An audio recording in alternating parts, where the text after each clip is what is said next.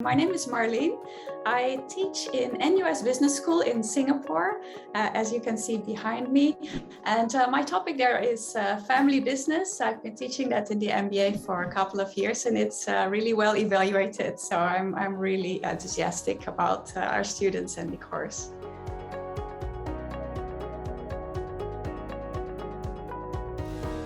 People might find it strange why I take family business, but if you work here in Asia, anywhere in Asia, you'll find family businesses all around you. So in general, in the world, most of the firms are family firms. But if you look at the US and the UK, typically it's mostly the smaller firms. But here in Asia, it's not just the smaller firms. Also, the vast majority of the larger firms are family firms.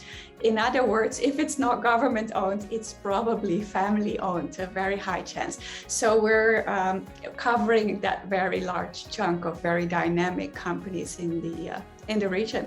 So if you look at, let's say, Thailand, also Singapore, Indonesia, you look at a stock exchange, you'll typically find about 60% of the companies listed there is family firms. So it's a hugely important topic here in Asia, and it certainly deserves a course.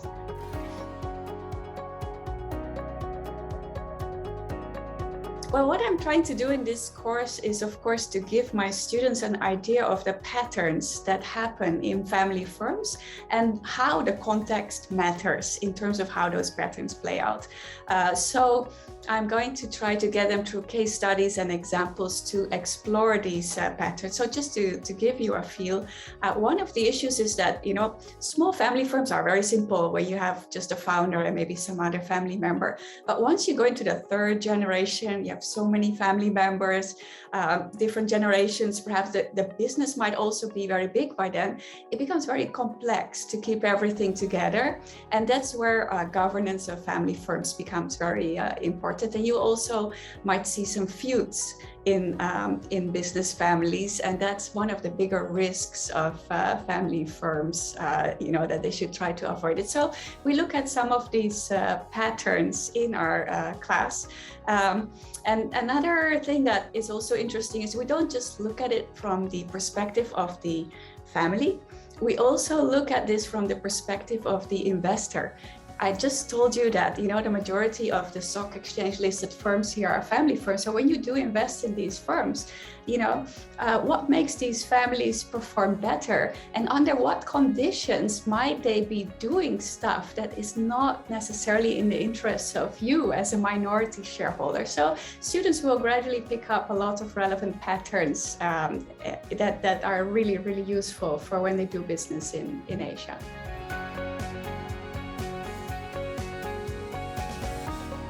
My course focuses mostly on Asian family businesses. So in our course, we go to different countries even to explore the different contexts of family firms. I don't quite focus on family firms from other regions, but I do borrow a little bit from some of the European family firms when it comes to, how does it look when we're in the fourth or fifth generation and there are, maybe hundreds of shareholders. And that kind of situation is still quite uncommon in East Asia. So it's good for that kind of topic to look outside and learn from those countries where family firms are a little bit older typically. Yeah. By the way, Japanese family firms are also one of the oldest in the world, but they have a very unique succession model that is not necessarily applicable to all other Asian families. Yeah.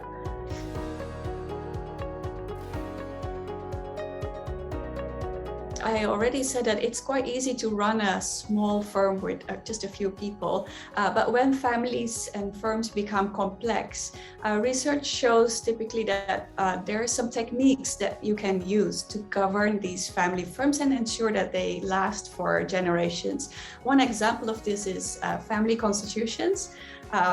So these are kind of rules that family members set in terms of how they relate to the business, how they behave with regard to or inside the business. For instance, how can you transfer the shares to other people? What happens if somebody passes away? Those kind of rules. And we know that if you have thought about those scenarios and have rules for them, it is more likely that you will go through these events without fighting over it. So that's just one technique to make your business sustainable. Of course, there are many other items we discuss in our class, but governance is definitely a very important one.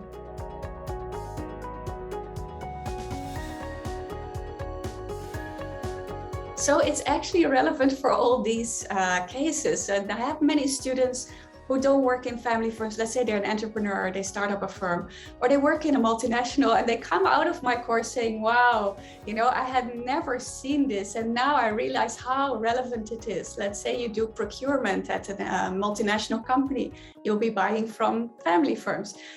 If you're an entrepreneur, your financing will come from families perhaps, or your clients could be families.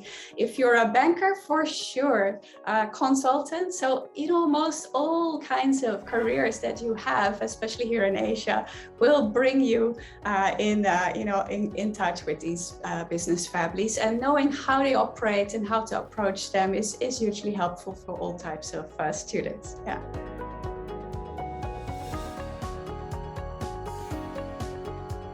So thank you for saying that.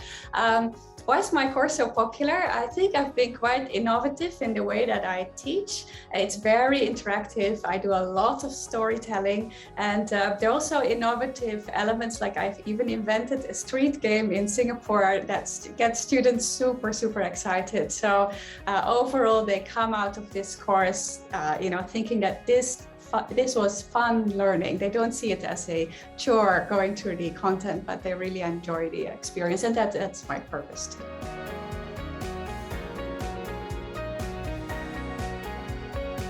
Actually, students are competing in teams, and they're being sent to different parts of downtown Singapore, and they have to report at different buildings, and then they get a video from me. It's kind of like a TikTok lecture with the story of the family behind that building, and then ending with a riddle. So they have to madly consult Dr. Google on their phones, trying to find the answer. And when they got the right answer, they go to the next venue.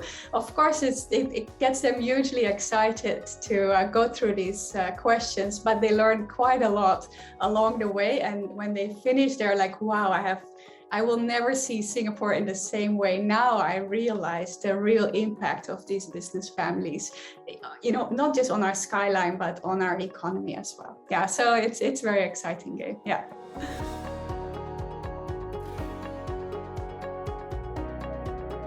What I want to do for them is to give them a new set of glasses to look at the region and business in the region.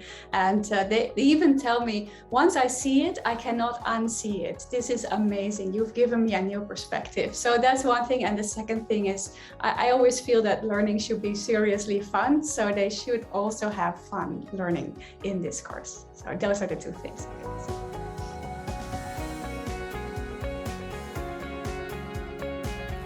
Singapore is really a thriving place for family businesses at the moment. Singapore is attracting a very large number of family offices from around the world. And what we do in this class is we bring that community into the classroom, and we also go out to the community. So it's almost like the boundaries between in the class and in the community are gone. So I have many guest speakers who are owners of family firms, who are next generations of family firms. Even some of my old students who are also from business families might come back later and give a talk in my class.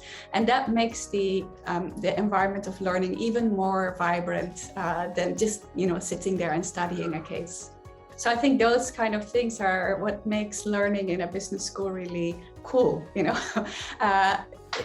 I think NUS offers a very top-class environment with a very thriving business scene around us. So I do think that this course fits very well in our overall package of what we offer to our MBA students.